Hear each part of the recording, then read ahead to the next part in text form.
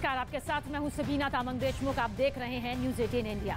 Donbas में सेवेरोडोनेस्क में रूस की सेना कब्जे के लिए फाइनल राउंड का हमला कर रही है। 40 बाय 40 के इलाके में जबरदस्त जंग छिड़ी हुई है। पूरा इलाका कब्रगाह सरीखे दिखाई दे रहा है, लेकिन यूक्रेन के राष्ट्रपति जेलेंस्की कह रहे हैं कि उनकी लड़ाई जारी है, आखिरी सांस तक वो लड़ेंगे। इस स्पेशल रिपोर्ट के जरिए आप देखिए सेवेरोडोनेस्क में इस वक्त आखिर कैसी हलचल मची हुई है।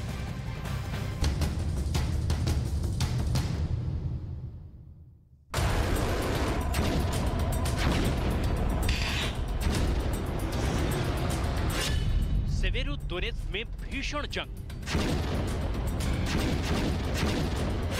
सेवेरोडोनेस्क हारेंगे जेलेंस्की। डॉनबास में रूस का मकसद पूरा। पुतिन का ऑपरेशन तबाही। यूक्रेन जंग को कवर कर रहे दुनिया भर के मीडिया के कैमरे जिस तरफ घूमते हैं, बस उसी तरफ बर्बादी और मातम के ही निशान नजर आते हैं।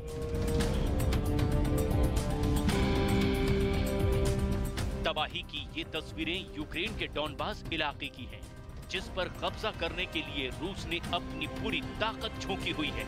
रूस की सेना डॉनबास के डोनेट्स्क और लुहांस्क पर कब्जा करने के करीब है। इस जंग ने यूक्रेन के हंसते खेलते शहरों को कब्रिस्तान में तब्दील कर दिया है। चारों तरफ तबाही और बर्बादी का ही आलम नजर आता है। जंग की वजह से शहर शहर लोगों के आशियाने जल रहे हैं। फिलहाल डॉनबास के सेवेरोडोनेस्क में रूस और यूक्रेन की सेनाओं के बीच इस वक्त भीषण जंग चल रही है। रूस का आरोप है कि यूक्रेनी फौज की गोलाबारी की वजह से सेवेरोडोनेस्क और रुबिजने के बीच के जंगल में भीषण आग लगी है।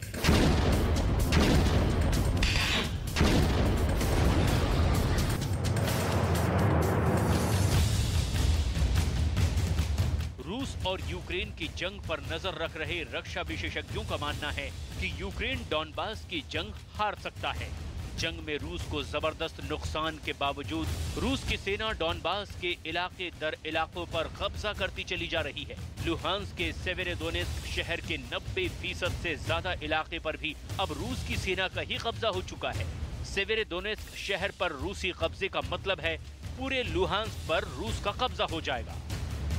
Противник поводить себе це дуже зухвало, старається невеликими групами пройти через нашу оборону, але, звісно, йому це не вдається, тому що це піхотні підрозділи, які стоять попереду спостережними постами, добре виявляють його просування, і ми вчасно даємо відсіч.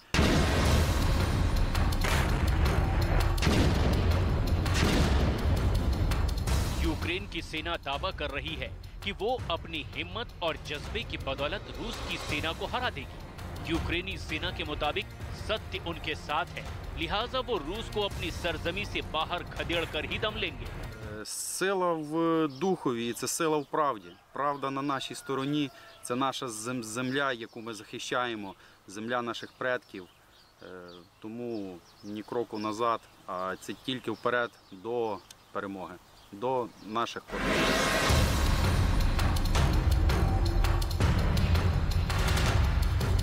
फिलहाल डॉनबास में रूस की सेना इतनी ताकत के साथ लड़ रही है कि यूक्रेन की फौज के लिए अब डॉनबास में उसका मुकाबला करना लगभग नामुमकिन लग रहा है। डॉनबास इलाके में रूस की सेना यूक्रेनी फौज के सैन्य ठिकानों को निशाना बनाकर उन पर भीषण हमले कर रही है। यूक्रेन के राष्ट्रपति व्लादिमीर जेलेंस्की के बयान के मुताबिक रूस के राष्ट्रपति व्लादिमीर पुतिन डॉनबास के हर शहर को तबाह करने पर तुले हुए हैं। Продовжуються дуже жорстокі бої на Донбасі. Щодня повторюю ці назви. Сєвєродонецьк, Лисичанськ, Бахмут, Слов'янськ, багато інших. Повторюю на нарадах з військовими, з дипломатами, у розмовах з представниками держав-партнерів. Росія хоче розбити кожне місто Донбасу. Кожне. І це не перебільшення. Як Волноваху, як Маріуполь. Всі ці руїни у колись щасливих містах, чорні сліди від пожеж, воронки від вибухів. Це і є все, що може дати Росія сусідам, Європі, світу. Мабуть, це найбільш швидкий приклад повної деградації будь-якої держави. Той шлях, який пройшла російська держава за 107 днів. Українські військові роблять все, щоб зупинити наступальні дії окупантів, наскільки це можливо, наскільки вистачає важкої зброї, сучасної артилерії, усього того, що ми запитували і продовжуємо запитувати у наших партнерів. असल में पुतिन की नजर डॉनबास पर है तो इसके पीछे कई बड़ी वजहें छिपी हैं। मसलन डॉनबास औद्योगिक रूप से बहुत ही विकसित क्षेत्र है। यूक्रेन की अर्थव्यवस्था में करीब 20% हिस्सेदारी डॉनबास क्षेत्र की ही है। डॉनबास में कोयले का विशाल भंडार है। अनुमान है कि यहाँ 10 बिलियन टन कोयले का भंडार है। डॉनबास में पूरे यूरोप में चौथे नंबर का कोयला भंडार है। डॉनबास के ज्यादातर लोग रूसी भाषा बोलते हैं, यानी यहाँ रूस को समर्थन मिलता है।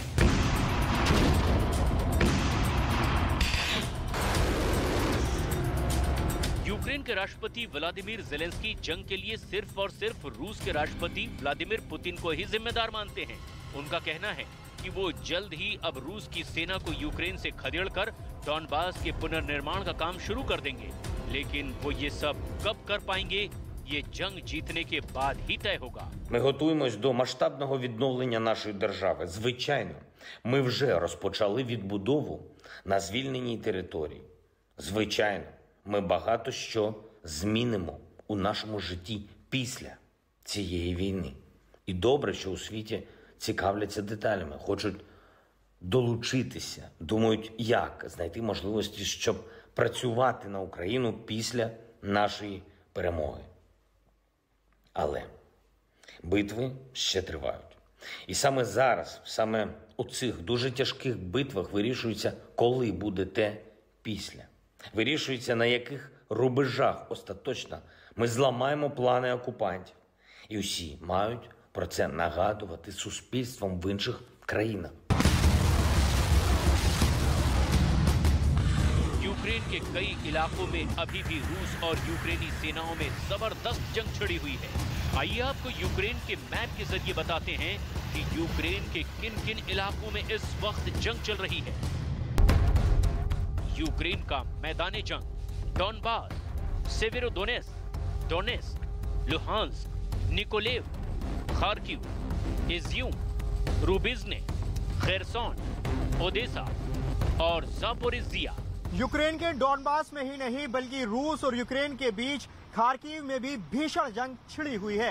रूस के रक्षा मंत्रालय ने दावा किया है कि उसने पूर्वी खार्किव में विदेशी लड़ाकों का एक बड़ा बेस तबाह कर दिया है। यूक्रेन भी रूस की फौज को भारी नुकसान के दावे कर रहा है। इस बीच रूस के रक्षा मंत्रालय ने बड़ा दावा ये किया है कि उसने डॉनबास में जो टारगेट सेट किया था वो लगभग पूरा हो चुका है। रूस के रक्षा मंत्रालय का दावा है कि यूक्रेन जंग के एक लक्ष्य को रूसी सेना ने हासिल कर लिया है। रूस के रक्षा मंत्रालय के मुताबिक रूस पूर्वी यूक्रेन के डॉनबास में बड़े इलाके को यूक्रेन के कट्टरपंथियों से आजाद कराने के बाद अब क्राइमिया तक एक गलियारा बना चुका है। रूस के रक्षा मंत्रालय का दावा है कि रूस ने क्राइमिया और डॉनबास क्षेत्र को लैंड बॉर्डर से जोड़ दिया है। और इतना ही नहीं, इस कॉरिडोर के जरिए लोगों और सामानों की आवाजाही भी शुरू कर दी गई है। रूस ने साल 2014 में ही क्राइमिया पर कब्जा कर लिया था। डॉनबास रीजन लुहांस्क और डोनेस्क दो छोटे इलाकों से मिलकर बना है। लुहांस्क का बड़ा हिस्सा रूस की सीमा से मिलता है। डोनेस्क के एक तरफ रूस है तो दूसरी तरफ अज़ोव सी। डॉनबास के दक्षिण में यूक्रेन की पोर्ट सिटी मारियुपोल है, जिस पर रूसी सेना कब्जा कर चुकी है। यूक्रेन जंग, खासकर डॉनबास में चल रही भीषण जंग का सबसे ज्यादा खामियाजा इलाके की आवाम को उठाना पड़ रहा है। इस जंग की वजह से डॉनबास में भारी तादाद में लोग या तो पलायन कर चुके हैं या पलायन कर रहे हैं। Там почались ще більше обстріли. Там війна у нас продовжується 8-й рік. Ми на лінії зіткнення. Ми зібрали дітей, Тому що вони війська хвилюються, бояться ночі спати, і ми вирішили їх вивезти із міста Красногоровки подалі від обстрілів. Ну, я тоже понимаю, почему. Если бы, не дай бог, ко мне пришла война, и пришло насилие, и люди гибнут, просто убегают от войны. Люди убегают от войны. Все хотят выжить, всем нужно жить, всем нужен мир. Это самое главное. यूक्रेन के डॉनबास में चल रही जंग पर राष्ट्रपति जेलेंस्की का कहना है कि यूक्रेनी फौज उसी वक्त तक रूसी सेना को रोक सकती है जब तक उसे पश्चिमी देशों से हथियार मिलते रहेंगे और फिलहाल उन्हें सेवेरोडोनेत्स्क की जंग में भी और हथियारों की जरूरत है।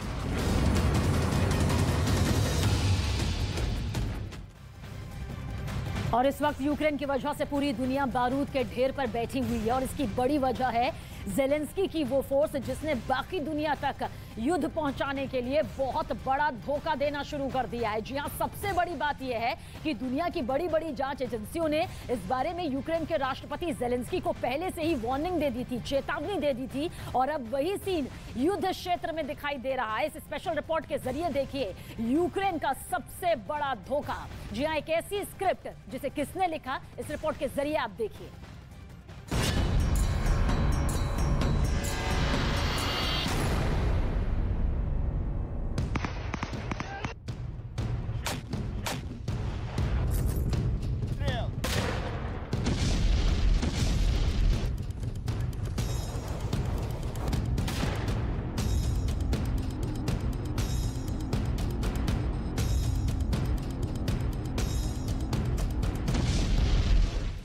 चाहे गोलियां बरसाती राइफल हो,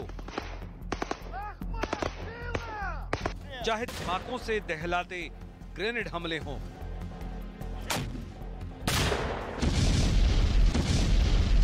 या फिर एंटी टैंक मिसाइल हो,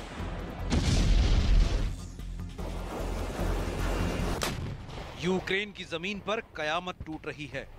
ये मुल्क ऐसे ऐसे हथियारों का अड्डा बन चुका है जहां इंसान को खत्म करने वाली हर मशीन पहुंच चुकी है।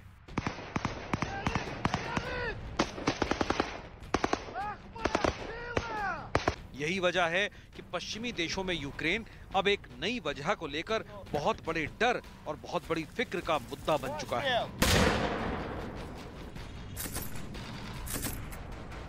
इस चिंता का नाम है ब्लैक मार्केट, हथियारों की स्मगलिंग, आतंकवादियों का कनेक्शन। और जब ये तीनों चीजें मिल जाती हैं तो कई देशों के लिए बहुत बड़ा खतरा पैदा हो जाता है। ऐसा दुनिया ने अफगानिस्तान में देखा है, ऐसा दुनिया ने अफ्रीका में देखा है, ऐसा सीरिया में देखा है और ऐसे कई देश अब यूक्रेन में चल रही जंग को लेकर बहुत डरे हुए हैं।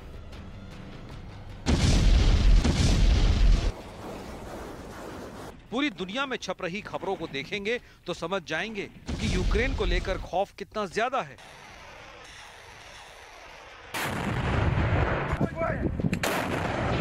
अमेरिका से लेकर यूरोप और तमाम पश्चिमी देश यूक्रेन को सप्लाई किए जा रहे हथियारों को लेकर फिक्र में डूबे हुए हैं। अफ्रीका से लेकर एशिया तक हेडलाइन छप रही है कि यूक्रेन को दिए जा रहे हथियार अब आतंकी संगठनों के पास पहुंच सकते हैं। कई रिपोर्ट्स हैं जिसमें आरोप ये भी लग रहे हैं कि खुद यूक्रेन ये हथियार ब्लैक मार्केट में बेच रहा है। आखिर वो कौन कौन से हथियार हैं जो आतंकी संगठनों के पास आराम से पहुंच सकते हैं? इसकी फुल डिटेल देखेंगे तो आप चौंक जाएंगे।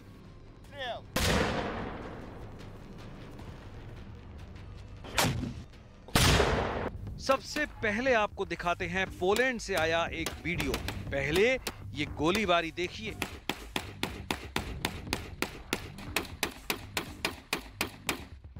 इसमें इस्तेमाल हो रहे हथियार देखिए।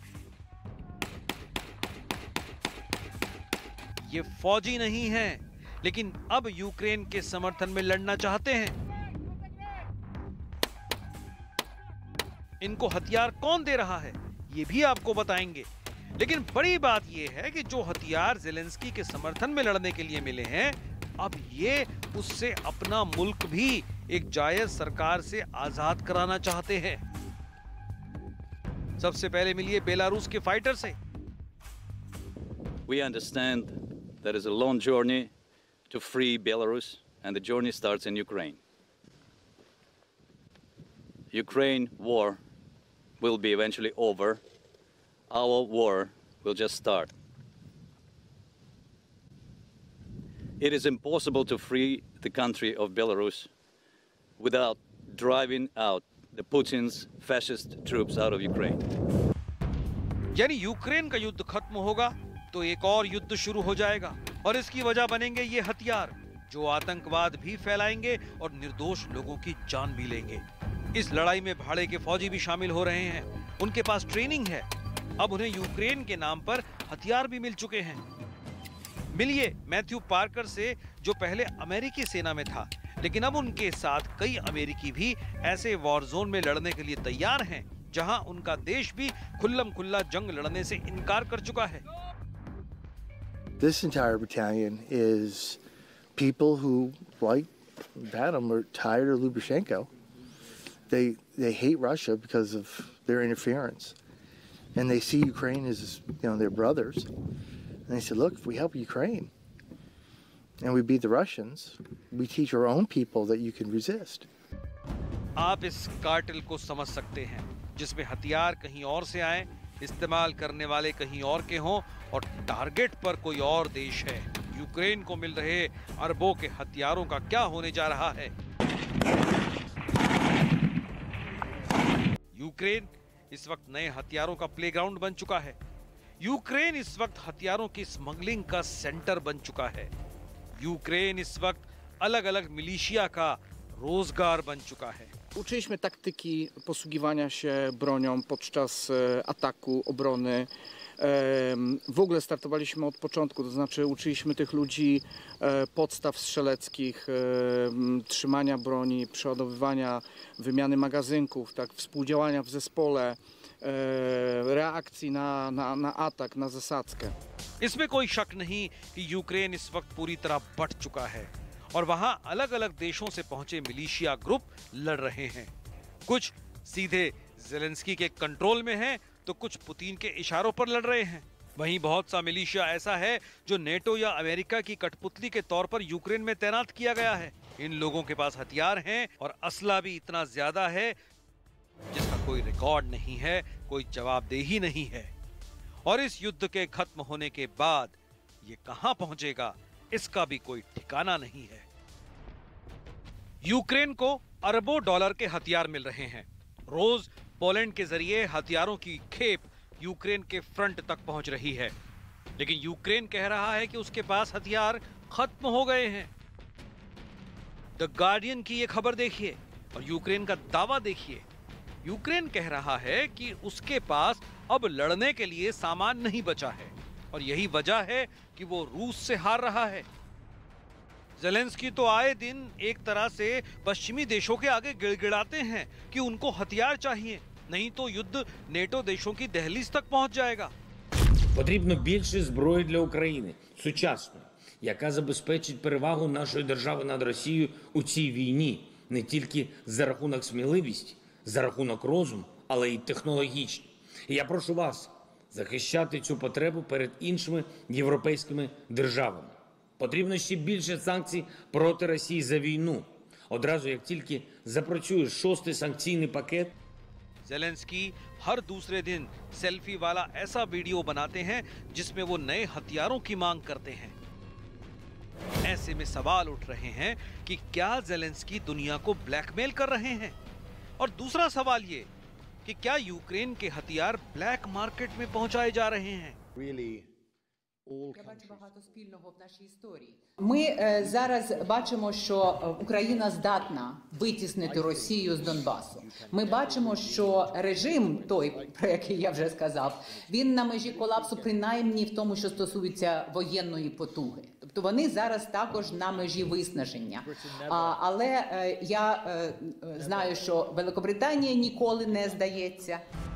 अब आपको दिखाते हैं वो कौन कौन से हथियार हैं जिसकी वजह से यूक्रेन हथियारों की स्मगलिंग का अड्डा बनता जा रहा है। यूक्रेन को अमेरिका से जेवलिन मिसाइल मिल रही है ताकि वो रूस के आधुनिक टैंक्स को बख्तर समेत उड़ा सके। अब तक यूक्रेन को अमेरिका 5000 जेवलिन मिसाइल मिल चुकी हैं। हजारों की सप्लाई की जानी बाकी है। यूक्रेन जेवलिन मिसाइल की सबसे बड़ी प्रैक्टिकल लैब बना हुआ है, जिसके नतीजे भी रूस के लिए बहुत तबाही वाले रहे हैं। रूस के करीब 1,500 टैंक और 3,000 से ज्यादा बख्तरबंद गाड़ियां यूक्रेन का शिकार हुई हैं और इसमें ज्यादातर एंटी टैंक मिसाइल हथियारों से ही उड़ाई गई हैं। इसमें भी जेवलिन की भागीदारी सबसे ज्यादा रही है। एक जेवलिन मिसाइल की कीमत करीब 1.5 करोड़ रुपए होती है और अगर ये एंटी टैंक मिसाइल आतंकवादियों को कुछ लाखों में मिल जाए तो वो इसे क्यों नहीं लेना चाहेंगे। ऐसे में आप समझ सकते हैं कि यूक्रेन में खैरात के तौर पर पहुंच रहे हथियार कितना खतरा पैदा कर सकते हैं। यूक्रेन को अमेरिका से स्टिंगर मिसाइल की नई खेप मिल रही है ताकि वो रूस के हेलीकॉप्टर और विमानों को निशाना बना सके।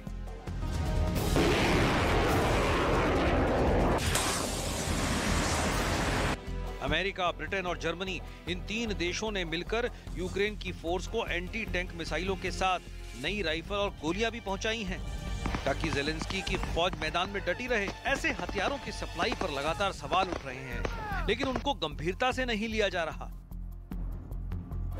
यूरोपोल के कार्यकारी निदेशक कैथरीन डे बॉल का कहना है कि यूक्रेन को मिल रहे हथियार ब्लैक मार्केट के जरिए आतंकवादियों तक पहुंच सकते हैं। इंटरपोल कह चुका है कि यूक्रेन और रूस के युद्ध के अंत के बाद हथियारों का अवैध बाजार तस्करी कर लाए गए हथियारों से भर जाएगा। ज़ेलेंस्की को अमेरिका और ब्रिटेन से ऐसी एंटी टैंक मिसाइलें और भी मिलने जा रही हैं, जो कि रूस की टैंक रेजिमेंट के लिए बुरी खबर है, लेकिन साथ में बाइडेन और बोरिस जॉनसन के लिए भी सोचने वाली बात है। अमेरिका के राष्ट्रपति जो बाइडेन ने तो एक हथियार के वादे पर लिखकर भरोसा दिया है, जिससे यूक्रेन युद्ध और खतरनाक लेवल पर पहुंचेगा, इसमें कोई शक नहीं।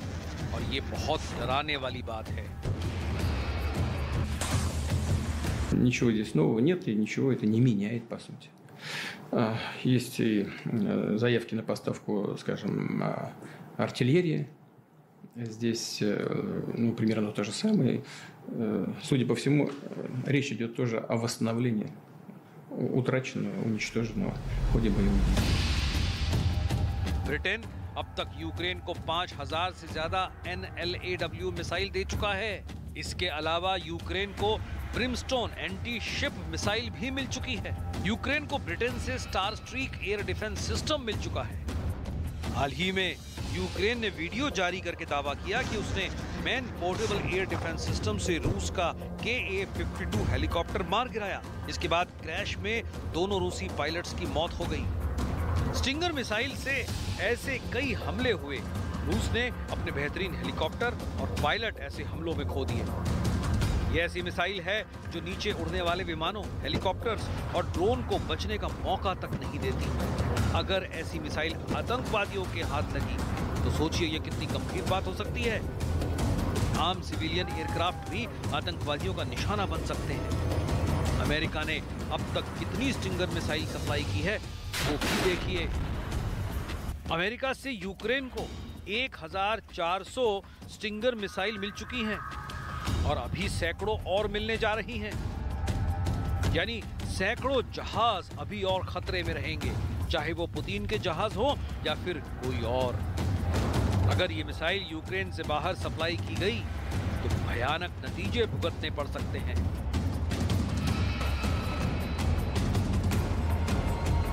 ज़ेलेंस्की की फौज स्वीडन से मिले ग्रेनेड लॉन्चर से भी हमले कर रही है। देखा जाए तो रूस की सेना को यूक्रेन में लगातार बड़ी चुनौतियां मिल रही हैं। उसके कई जनरल और कई कमांडर इस जंग में मारे जा चुके हैं और वो जेवलिन, 84 और NLAW जैसे हथियारों के जरिए ही टारगेट बनाए गए। ये तीनों हथियार यूक्रेन को नेटो से मिले हैं। ये ऐसे हथियार हैं जो अगर यूक्रेन युद्ध में इस्तेमाल नहीं हुए तो ये यूक्रेन से निकलकर दुनिया के ऐसे देशों में पहुंच सकते हैं जहां आतंकवादी इन नए हथियारों की तलाश में ब्लैक मार्केट पर नजर गड़ाए हुए हैं। इस युद्ध ने हथियार बनाने वाली कंपनियों को बहुत फायदा पहुंचाया है और अमेरिका समेत यूरोप में ऐसी कंपनियां अब अपने प्रोडक्ट्स बेचने के लिए उन्हें यूक्रेन में आजमाने के लिए भेज रही हैं। लेकिन यहाँ से ये हथियार किस देश में पहुंचेंगे और उसे अस्थिर करेंगे, ये सोचने वाली बात है। देखा जाए तो यूक्रेन का युद्ध हथियारों का सबसे बड़ा शो बन चुका है। ज़ेलेंस्की खैरात में मिले ऐसे आधुनिक वेपन सिस्टम का जखीरा इकट्ठा करके दुनिया भर में खूब वाहवाही लूट रहे हैं। लेकिन इन हथियारों की एक चिंगारी भी दुनिया में कई वॉर जोन बनाने की शुरुआत कर सकती है।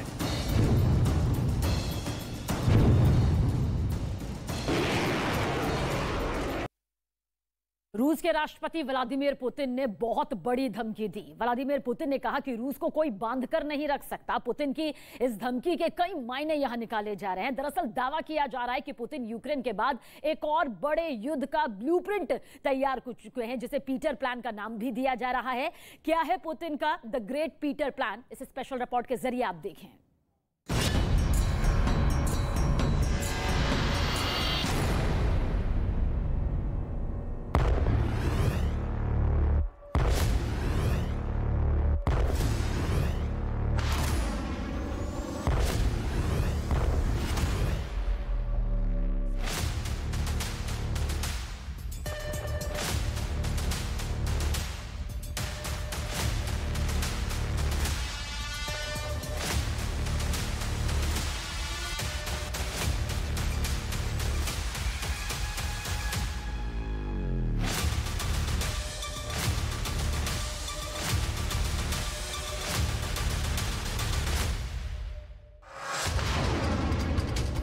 यूक्रेन की जमीन पर रूस का ये भीषण युद्ध पुतिन का ड्रीम प्रोजेक्ट नहीं है।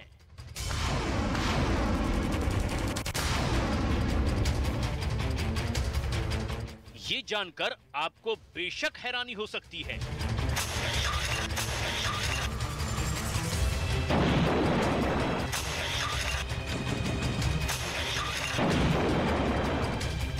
जिस युद्ध को रूस की सेना 3.5 महीने से लड़ रही है, यूक्रेन के शहरों को अपने बारूद से बर्बाद कर रही है, वो पुतिन के एक खुफिया प्लान का हिस्सा भर है। पुतिन ने अपने एक बेहद ही खुफिया प्लान के संकेत दिए हैं। इस प्लान में यूक्रेन से भी बड़े युद्ध के साथ साथ रूस के दुश्मनों वाली हिट लिस्ट है। पुतिन की इस हिट लिस्ट में उन देशों के नाम हैं जिस पर पुतिन की नजर है।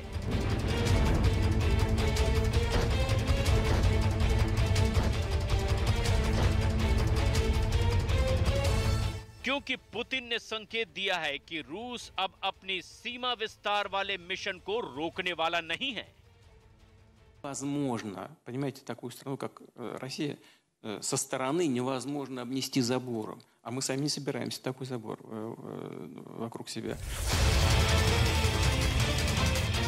तो सुना आपने, अगर रूस का कोई पड़ोसी मुल्क उसके हद को समेटने की कोशिश करेगा तो पुतिन यूक्रेन युद्ध की तरह ही उस देश में भी संग्राम का तूफान लाने का प्रण ले चुके हैं।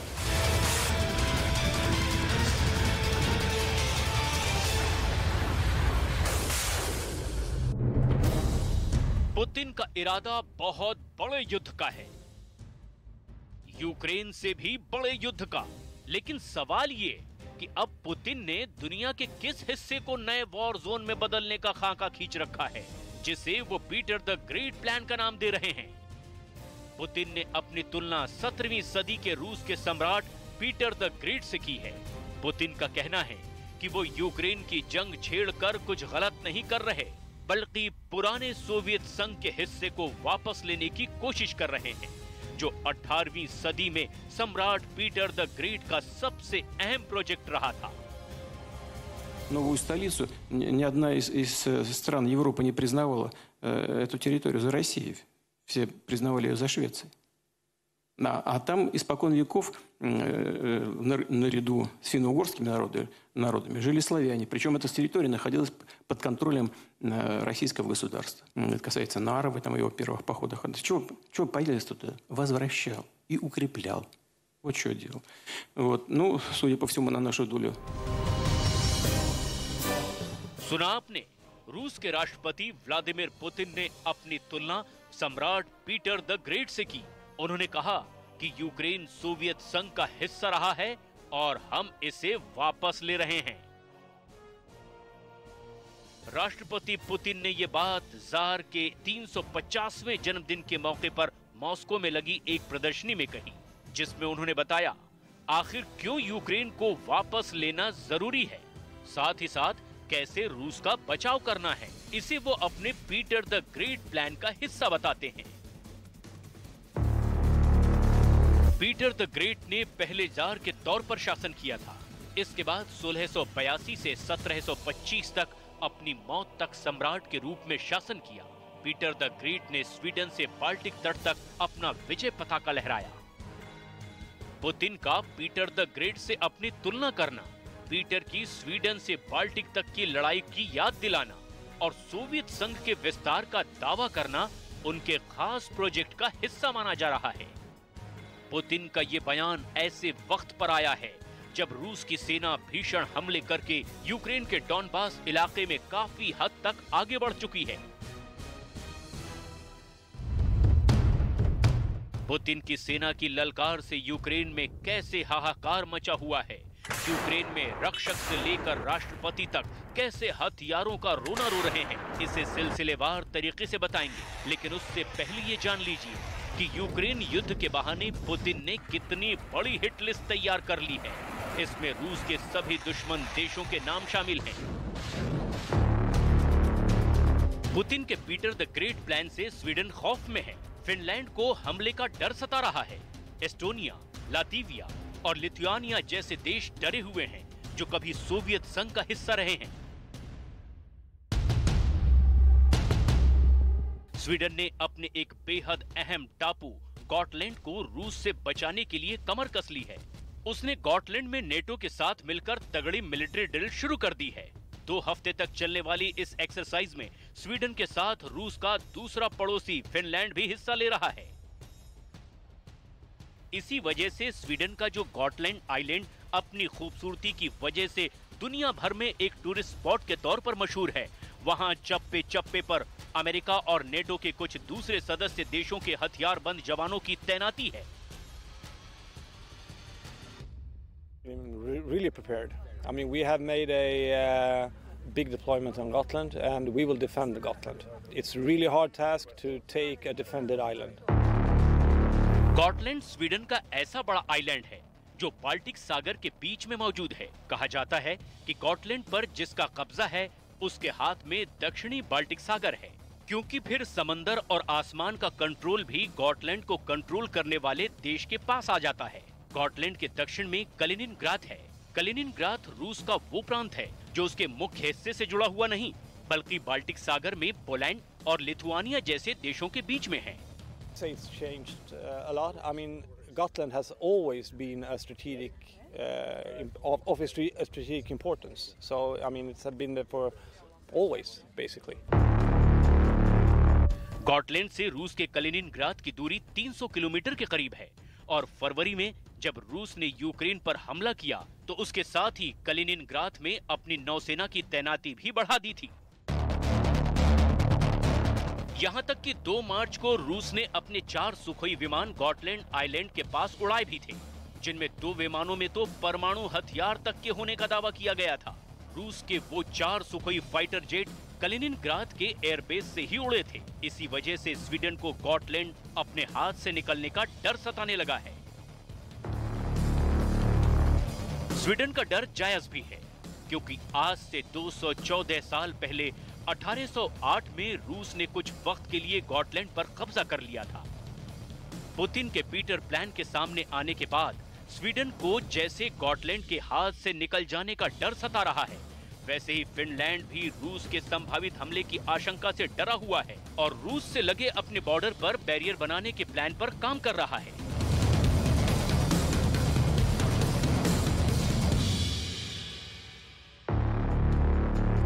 फिनलैंड की सरकार ने सीमा कानून में संशोधन कर रूस के लगने वाली 1300 किलोमीटर लंबी सीमा पर बाड़ बनाने की तैयारी की है।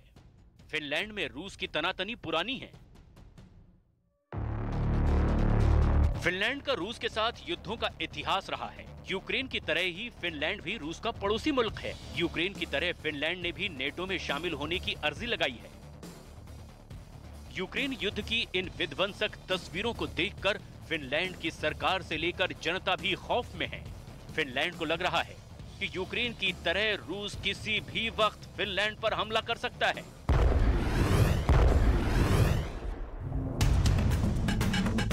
अपने इसी डर को दूर करने के लिए फिनलैंड बॉर्डर पर बाड़ बनाकर रूस के हमलों से खुद को महफूज करने की कोशिश में लगा है, लेकिन पुतिन को ये मंजूर नहीं है। Любая страна, любой народ, любой этнос должны обеспечить свой суверенитет. Потому что не бывает каких-то промежуточных составляющих, промежуточного состояния. Или страна является суверенной, или колонией. Как бы колонией не называть. Вот, ну, я сейчас не буду приводить примеров каких-то, чтобы никого не обижать. Но если страна либо группа стран. फिनलैंड की तरह ही बाल्टिक देशों में भी पुतिन के नाम की दहशत है, क्योंकि नेटो में शामिल होने से पहले ये देश सोवियत संघ का हिस्सा थे और अब नेटो में मिल गए हैं।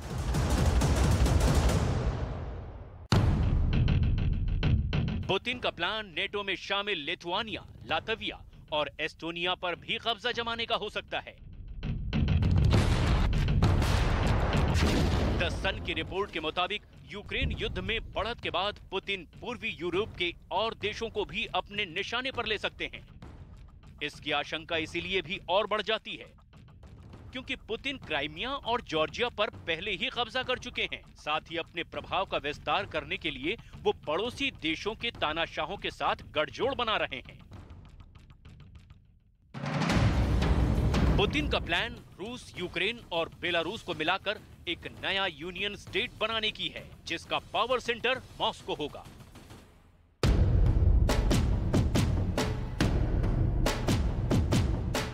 दरअसल पुतिन की मंशा सोवियत यूनियन की वापसी कराने की है, जिसमें पहले यूक्रेन तो शामिल ही था। बाल्टिक देश एस्टोनिया, लातविया और लिथुआनिया भी उसका हिस्सा हुआ करते थे। लेकिन सोवियत संघ के टूटने के बाद रूस के बाद जो सबसे बड़ा देश बना वो यूक्रेन है। इसीलिए सोवियत संघ की घर वापसी के प्लान में पुतिन का पहला निशाना यूक्रेन बना है।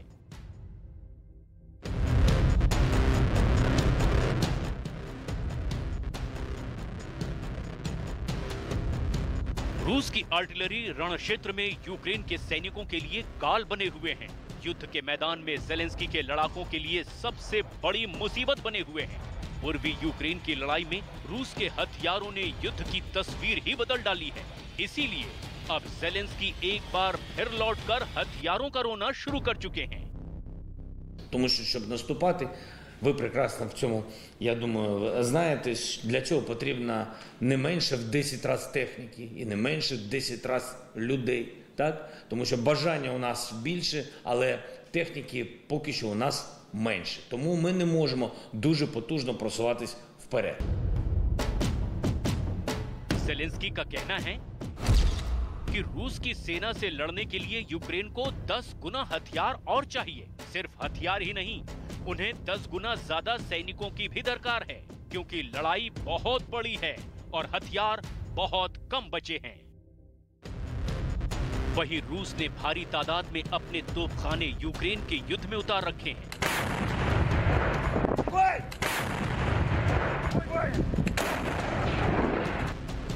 यूक्रेन के सभी मोर्चों पर रूस की सेना गोली बरसा रही है।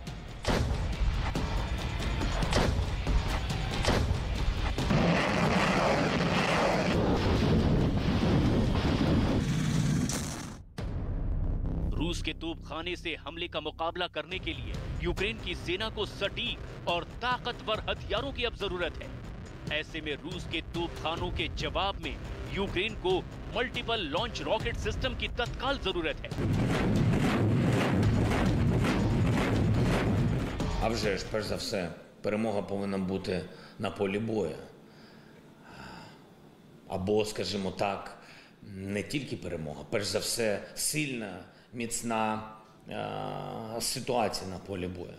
Коли ми можемо дійсно бачити наші позиції, бачити відповідну техніку, потужну нашу силу, яка не поступає кількості російської техніки. Принаймні, ми до цього йдемо і принаймні ми цього дуже хочемо. यूक्रेन के राष्ट्रपति जेलेंस्की मई के पहले हफ्ते से ही मल्टीपल लॉन्च रॉकेट सिस्टम की मांग कर रहे हैं। जेलेंस्की आए दिन अमेरिका के M142 हाइमर्स और ब्रिटेन के M270 रॉकेट सिस्टम की रट लगाए हुए हैं। युद्ध में रूस की बढ़त और यूक्रेन के मौजूदा माहौल को देखते हुए अमेरिका और ब्रिटेन दोनों देशों ने आखिरकार जेलेंस्की की मांग मान ही ली है और अपने मल्टीपल लॉन्च रॉकेट सिस्टम को अब जल्द से जल्द भेजने पर राजी हो गए हैं। यूक्रेन को डिलीवर होने वाले इन 2 रॉकेट ने 5 देशों को आपस में उलझाकर रख दिया है। पहला देश है अमेरिका, जहां से हाइमार्स रॉकेट आने वाला है। दूसरा देश है ब्रिटेन, जो यूक्रेन को M270 रॉकेट भेज रहा है। तीसरा देश पोलैंड है, जहां से होकर ये हथियार यूक्रेन आएंगे। चौथा देश है खुद यूक्रेन। वहीं 5वां देश रूस है, जिसे इस डिलीवरी पर सख्त ऐतराज है। Поставлять вооружение, которое совершенно очевидно способно доставать не только приграничные, но и более глубокие районы Российской Федерации. И если вся эта болтовня про то, что Зеленский вам что-то обещал, будет приниматься всерьез, тогда как на самой Украине политики, депутаты просто смеются над американцами, которые сказали: мы верим Зеленскому, он нам обещал по России. तो सुना आपने, रूस के विदेश मंत्री का कहना है कि उन्हें अमेरिका और ब्रिटेन से यूक्रेन भेजे जा रहे मल्टीपल लॉन्च रॉकेट सिस्टम पर ऐतराज है। नाराजगी की सबसे बड़ी वजह दोनों रॉकेट सिस्टम का रेंज है। सबसे पहले बात अमेरिका से यूक्रेन को मिलने वाले हाइमार्स रॉकेट की। इस रॉकेट की रेंज कितनी होगी? 10 किलोमीटर, 20 किलोमीटर, 50 किलोमीटर या 100 किलोमीटर? भूल जाइए 10, 20, 50 और 100 किलोमीटर वाला दायरा। ये वो रॉकेट सिस्टम है जो 500 किलोमीटर दूरी तक कहर मचा सकता है।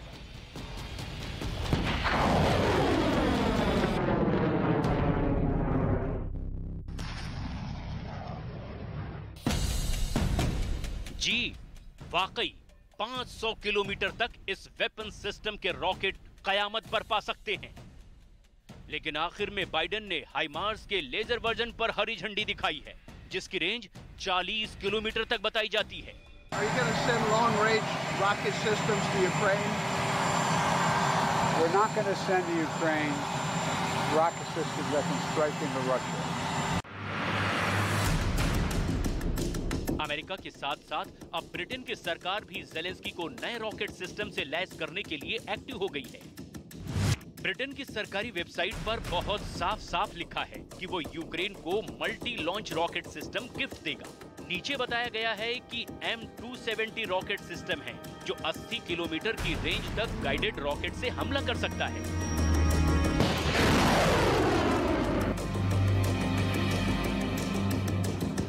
लेकिन अमेरिका के हाइमार्स की तरह ब्रिटेन का ये रॉकेट सिस्टम भी गजब का है। एक तरह से ये हाइमार्स का ही मीडियम रेंज के रॉकेट फायर करने वाले सिस्टम का रूप है, जिसके शुरुआती 3 वेरिएंट के रॉकेट 32, 45 और 80 किलोमीटर की रेंज तक हमला कर सकते हैं। ये वो सिस्टम है जिनकी जरूरत यूक्रेन को इस वक्त बहुत ज्यादा है, और यही देखकर नेटो और अमेरिका यूक्रेन को लगातार आधुनिक हथियार भेज रहे हैं। ये ऐसे हथियार हैं जो इराक और अफगानिस्तान में इस्तेमाल किए जा चुके हैं। अब इससे यूरोप के कई देशों के अलावा जापान, दक्षिण कोरिया, इजराइल और बहरीन की सेनाएं भी लैस हैं। इनसे ऐसे ऐसे रॉकेट दागे जा सकते हैं जिनकी रेंज 300 किलोमीटर से लेकर 500 किलोमीटर तक हो सकती है। हालांकि बोरिस जॉनसन यूक्रेन को 80 किलोमीटर रेंज वाला सिस्टम दे रहे हैं।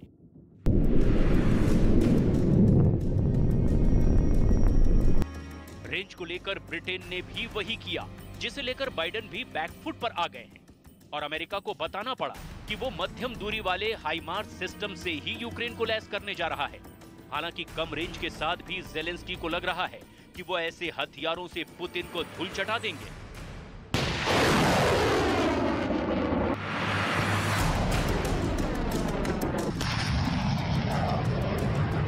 लेकिन पुतिन का दावा है कि यूक्रेन को मिलने वाले सभी हथियारों का तोड़ रूस के जखीरे में मौजूद है, जिसके बूते वो अपने पीटर द ग्रेट प्लान को आगे बढ़ाकर रूस का विस्तार कर सकते हैं।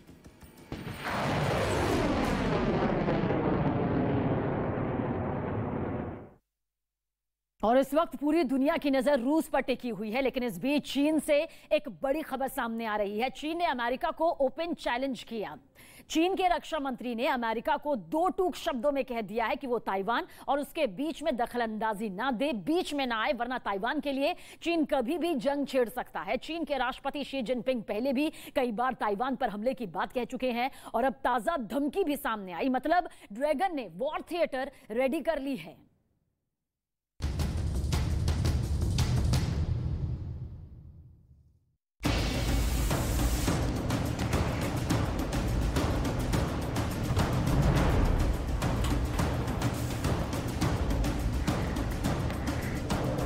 जंग का एक और मोर्चा तैयार।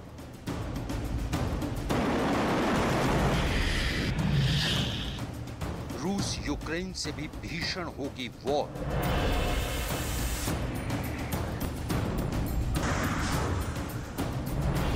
सबसे शक्तिशाली सेना में होगी आर पार।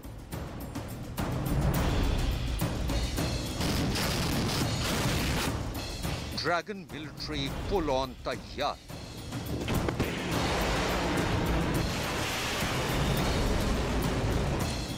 अमेरिका देगा करारा जवाब।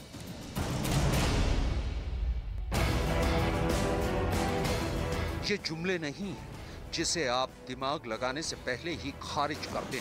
ये सच्चाई है, बिल्कुल 100% ऑथेंटिक। फिर भी यकीन नहीं होता तो सबसे पहले चीन के रक्षा मंत्री वई फेंगहे का ये बयान सुन लीजिए। अगर किसी ने ताइवान को चीन से अलग करने की कोशिश की तो चीन की सेना युद्ध शुरू करने से भी पीछे नहीं हटेगी, भले ही इसका परिणाम चाहे जो हो। ताइवान चीन का है और इसके लिए चीन को घेरने की कोशिश कभी कामयाब नहीं होगी। ये खुल्लम खुल्ला धमकी है, अमेरिका को दो टूक चेतावनी है। सिंगापुर में शांग्रीला डायलॉग के दौरान अमेरिकी रक्षा मंत्री लॉयड ऑस्टिन को चीन के रक्षा मंत्री का जवाब। चीन ताइवान रिश्ते की ABCD समझने से पहले ताइवान को लेकर अमेरिका का पक्ष भी समझ लीजिए। चीन को ऐसी किसी भी कार्रवाई से बचना चाहिए जो चीन को अस्थिर करे। ये अमेरिका की चीन को चेतावनी है।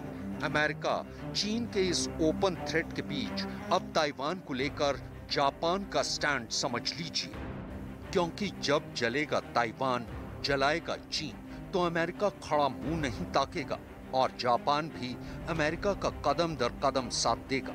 मतलब ताइवान छोटा सही, उसकी स्थिति चीन के हमले की सूरत में देखन में छोटन लागे घाव करे गंभीर वाली होगी। ताइवान की तकदीर का फैसला घंटे भर में करने की इच्छा रखने वाले चीन को जापान ने जो कुछ कहा है उसे भी आपको जरूर जानना चाहिए। जापान के प्रधानमंत्री फूमियो किशिदा ने चीन ताइवान को लेकर कहा कि आज जो रूस यूक्रेन में कर रहा है वो कल को पूर्वी एशिया में भी हो सकता है। दुनिया को उस उभरती हुई ताकत के खिलाफ तैयार होना चाहिए जो नियमों की परवाह किए बिना दूसरे देशों की शांति और सुरक्षा को बल या धमकी से रौंदती है। मतलब बिल्कुल क्लियर है, ताइवान की हालत उस बकरे की तरह है जो जब तक चाहे खैर मना ले। अब वो दिन दूर नहीं जब चीन अपने विस्तारवादी नीति के तहत ताइवान को अपना हिस्सा मानते हुए उसे अपने झंडे के तले लाने के लिए रणभेरी बजा देगा। यानी युद्ध तय है। रूस यूक्रेन महायुद्ध के बाद शी जिनपिंग का हौसला बुलंद है और वो इसलिए कि यूक्रेन की झोली में अमेरिका या नेटो हथियार तो डाल रहे हैं, खुद जमीन पर उतरकर रूस की सेना से लोहा लेने के लिए तैयार नहीं। चीन को अमेरिका का यही स्टैंड ताइवान में भी दोहराए जाने की उम्मीद दिख रही है। इसलिए चीन दिन दर दिन ताइवान की ओर बढ़ता जा रहा है। देखा जाए तो अब पूरी दुनिया के सामने अमेरिका बनाम चीन का मुकाबला सतह पर आ गया है। सवाल है कि विश्व युद्ध का माहौल कौन तैयार कर रहा है? क्या यूक्रेन में युद्ध के दौरान ही एशिया में अब एक नई जंग होने जा रही है? पूर्वी चीन सागर, दक्षिण चीन सागर और ताइवान के आसपास से जो खबरें मिल रही हैं, वो अमेरिका के लिए फिक्र करने वाली हैं। चीन ने ये कदम इसलिए उठाया क्योंकि बाइडेन ने चीन को आगाह किया कि वो ताइवान पर कब्जा करने की सोचे तक नहीं तो अमेरिका ताइवान की हिफाजत करने के लिए अपनी सेना वहां जरूर भेजेगा। चीन साउथ चाइना सी के बड़े हिस्से पर अपना दावा करता है। इसे लेकर वो Taiwan, Vietnam, Philippines, Malaysia, Indonesia और ब्रुनेई के साथ उलझ भी चुका है। खासकर ताइवान इस वक्त चीन की नजरों में सबसे बड़ा कांटा है। खुद अमेरिकी सेना ये आशंका जता चुकी है कि चीन कभी भी ताइवान पर हमला कर सकता है। असल में चीन के सामने ताइवान की ताकत कहीं भी नहीं ठहरती। दोनों देशों में लड़ाई हुई तो चीन के पास इतनी शक्ति है कि वो बस 2 घंटों के भीतर खेल खत्म कर सकता है। कई जानकारों का मानना है कि जब तक अमेरिका आएगा उससे पहले ही खेल खत्म हो जाएगा।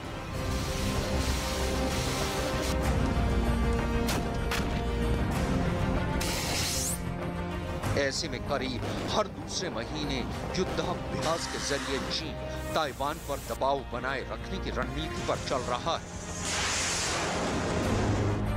चीन जिस तरह से अपनी नौसेना क्षमता में इजाफा कर रहा है, उससे लगता है कि चीन दक्षिण सागर और हिंद महासागर में अपनी पहुंच बढ़ाना चाहता है। दोनों जगहों पर चीन लगातार अपनी मौजूदगी बढ़ा रहा है। यहां तक कि 35 लाख वर्ग किलोमीटर वाले दक्षिण चीन सागर में चीन ने एक आर्टिफिशियल द्वीप भी बना लिया है, जो बंदरगाह से लेकर हवाई पट्टी से लैस है। इसके अलावा चीन ने वहां कई छोटे छोटे सैनिक अड्डे भी बनाए हैं।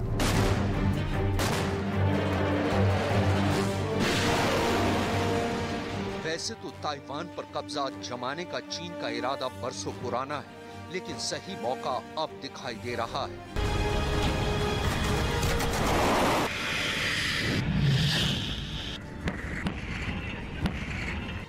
असल में चीन के सामने ताइवान की ताकत कहीं भी नहीं ठहरती। International Institute of Strategic Studies यानी IISS के मुताबिक चीन के पास हर तरह के सैनिकों को मिला ले तो वहां 20,35,000 सक्रिय सैनिक हैं। वहीं ताइवान में केवल 1,63,000 सक्रिय सैनिक हैं। इस तरह चीन की ताकत इस मामले में ताइवान से करीब 12 गुना ज्यादा हुई। अगर थल सेना की बात करें तो चीन में 9,65,000 थल सैनिक हैं, जबकि ताइवान में 11 गुना कम, केवल 88,000। वहीं नौसेना में चीन के पास 2,60,000 कर्मचारी हैं, तो ताइवान में केवल 40,000। चीन की वायुसेना में करीब 4 लाख लोग हैं, लेकिन ताइवान में केवल 35,000 कार्मिक हैं। कई जानकारों का अनुमान है कि दोनों देशों के बीच अगर आमने सामने की भिड़ंत हुई तो ताइवान बहुत कोशिश करके चीन के हमले को थोड़ा धीमा कर सकता है। मतलब अमेरिका जैसी महाशक्ति ने चीन को नहीं रोका तो ताइवान चीन का हुआ समझिए। अब वो सवाल है कि आखिर ताइवान को चीन अपना क्यों मानता है, जबकि ताइवानी खुद को चीनी नहीं आजाद मानते हैं। इसका जवाब पाने के लिए आपको इतिहास के पन्ने पलटने होंगे। दोनों के बीच अलगाव दूसरे विश्व युद्ध के बाद हुआ। उस समय चीन की मुख्य भूमि में चीन कम्युनिस्ट पार्टी का वहां की सत्ताधारी नेशनलिस्ट पार्टी कुओमितांग के साथ लड़ाई चल रही थी।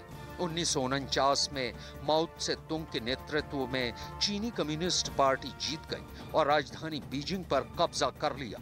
उसके बाद कुओमितांग के लोग मुख्य भूमि से भागकर दक्षिणी पश्चिमी द्वीप ताइवान चले गए।